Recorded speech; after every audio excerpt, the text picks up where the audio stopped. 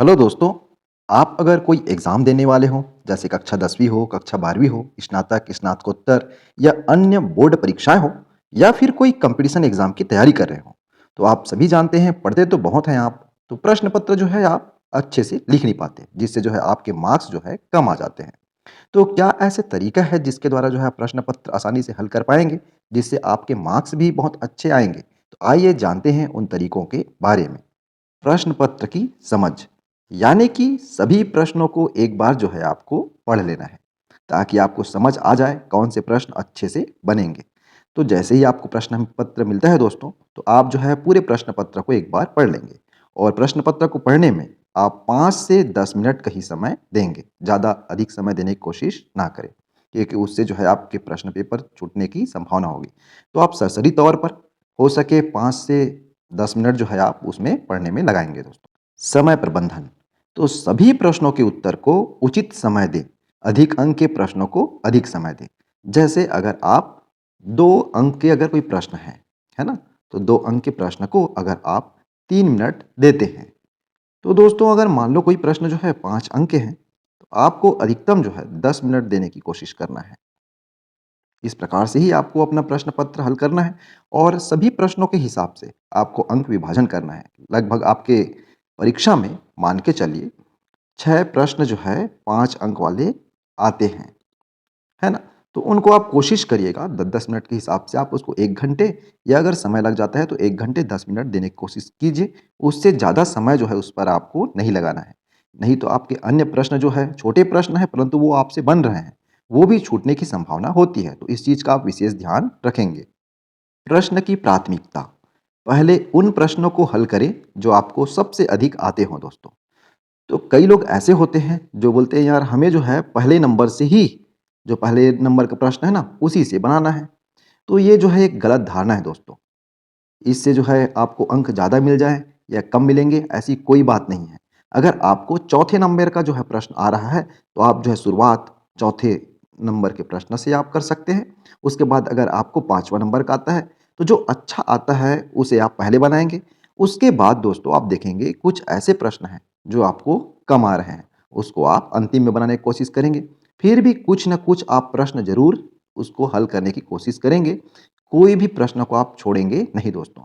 क्योंकि कई बार जैसे होता है एग्ज़ाम में जैसे पेपर चेक करते रहते हैं, तो क्या होता है आप अगर अच्छे लिखे हैं तो नंबर देने का जो है चांस रहेगा और आप लिखे ही नहीं हैं, तो उसमें हम क्या नंबर दे सकते हैं दोस्तों। तो इस चीज़ का आप विशेष ध्यान रखेंगे। उन्हीं प्रश्नों को पहले बनाएँगे जो आपसे बहुत बेहतर तरीके से बनते हैं। साफ और स्पष्ट शब्दों में उत्तर। तो आप अपने उत्तर को साफ और सरल शब्दों में लिखें ताकि आपके उत्तर स्पष्ट समझ आ सके। तो दोस्तों जो है आप अपनी लिखावट जो है जिसको हम हैंडराइटिंग कहते हैं, हैंडराइटिंग को आपको कैसे करना है दोस्तों? बहुत ही अच्छे तरीके से साफ-साफ जो है लोगों को दिखना चाहिए। कई बार होता ये है आप देखेंगे वो साफ तरीके से दिखता नहीं है। भले राइटिंग जो है थोड़ा बहुत हो सकता है कम ज़्यादा, परंतु स्पष्ट रूप से जो चेक करने वाला है वेलवर है, उसे स्पष्ट रूप से दिखलाई पड़ना चाहिए कि आप क्या लिखे हुए हैं। तभी जो है उसमें अंक देने की कोशिश करेगा और उसी से जो है दोस्तों जैसे 2-3 प्रश्न वो चेक करता है, तो आपके बाकी प्रश्नों के लिए भी ना अगर आपने राइटिंग बहुत अच्छी तरीके से नहीं लिखा हुआ है, फिर भी जो है आपने बहुत प्रश्न जो है उसका उत्तर सही तरीके से दिया हुआ है, फिर भी फुल मार्क्स जो है मिलने के चांस जो है बहुत कम हो जाते हैं। तो आप अपने राइटिंग में विशेष ध्यान देंगे और साफ-सुथरा तरीके से लिखेंगे। तो ये छोटी-छोटी बातें हैं जो परीक्षाओं में आपको ध्यान देना पड़ता है दोस्तों। तो आप देखेंगे राइटिंग कैसे सुधरता है, तो कई बार ऐसे होता है आप किसी पेन से कोई अच्छा पेन हो उससे आप लिखते हैं तो उसी पेन से आपका साफ राइटिंग बनता है। तो उस पेन से आप कोशिश करिएगा घर में, उससे आप 1 पेज पहले ही तैयारी करते समय लिख लीजिएगा। नया पेन जाकर के आप एग्ज़ाम में शुरुआत ना कीजिएगा क्योंकि आप देखते हैं नया पेन जो होता है ना, वो बहुत ही पतला चलता है, ठीक है? तो आप क्या करेंगे घर में जब रिवीज़न करते रहेंगे तो उससे आप प्रैक्टिस कर लेंगे, 1 आध पेज लिख लेंगे और उसी पेन का उपयोग जो है आप एग्ज़ाम में करेंगे, जिससे साफ तरीके से जो है लिखने में आपको मदद मिल सकेगी। स्पष्ट और संक्षिप्तता, तो अपने उत्तर को सटीक तथा संक्षिप्त रूप से देने की कोशिश करें। जैसे अगर मान लो 2 अंक के अगर कोई प्रश्न है ना? 2 अंक का प्रश्न हुआ है, तो उसको जो है अधिकतम आपको क्या करना है 3 से 4 लाइन में उसका उत्तर आपको देना है दोस्तों, जिस प्रकार से उसमें पूछा जाता है। उसी को अगर 5 अंक के प्रश्न हैं, तो आप कोशिश कीजिएगा उस पूरे पेज को जो है आप भरेंगे, जिस हिसाब से उसमें प्रश्न के आधार पर उसमें पूछा गया रहेगा। अगर 5 अंक के प्रश्न कई बार ऐसे होते हैं, 3 पार्ट में पूछा जाया रहता है। एक तो पार्ट 1 नंबर का होगा और 2 पार्ट 2-2 नंबर का। उसी प्रकार से 5 अंक में आप अधिकतर देखते हैं, नामांकित चित्र वाले प्रश्न आते हैं। तो इस प्रकार के जो प्रश्न होते हैं, वो कम से कम 1 से 2 पेज में बनते हैं। तो आप इस चीज़ का विशेष ध्यान रखेंगे कि कौन से प्रश्नों को कितना बनाना है। आप ऐसे नहीं करेंगे कि 2 या 3 नंबर के प्रश्न आपको बहुत अच्छे आ रहे हैं, तो उसको आप 1 पेज, 2 पेज लिखने की कोशिश कर रहे हैं, ऐसा नहीं करेंगे। इससे जो है आपका जो है पेपर छूट सकता है दोस्तों। तो इस चीज़ का आप विशेष ध्यान रखेंगे, अपने प्रश्नों को स्पष्ट और संक्षिप्त रूप में देने का, यानी कि सटीक उत्तर देने की कोशिश आप करेंगे।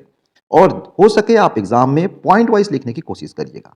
जैसे ही आप पॉइंट वाइज़ लिखते हैं ना, तो पॉइंट वाइज़ अगर लिखते हैं तो चेक करने वाला जो वैल्यूअर होता है, उसको आसानी होता है आपको अंक देने में।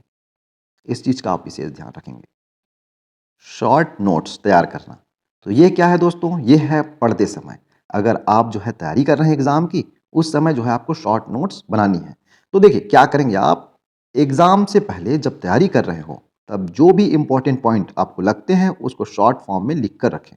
तो ये कब होता है दोस्तों? ये होता है जब आप रिवीजन के वक़्त होता है ना, तो रिवीजन तो करते रहते हैं, फिर भी उनको ऐसे एकदम शॉर्ट फॉर्म में लिखने की कोशिश करिएगा, जिससे जैसे ही आप 1 या 2 पेज में वो पूरा शॉर्ट फॉर्म जो रहेगा ना, जिस सब्जेक्ट का भी आप तैयारी कर रहे हैं, पूरा शॉर्ट फॉर्म जो है आपको 1 या 2 पेज में तैयार करना है।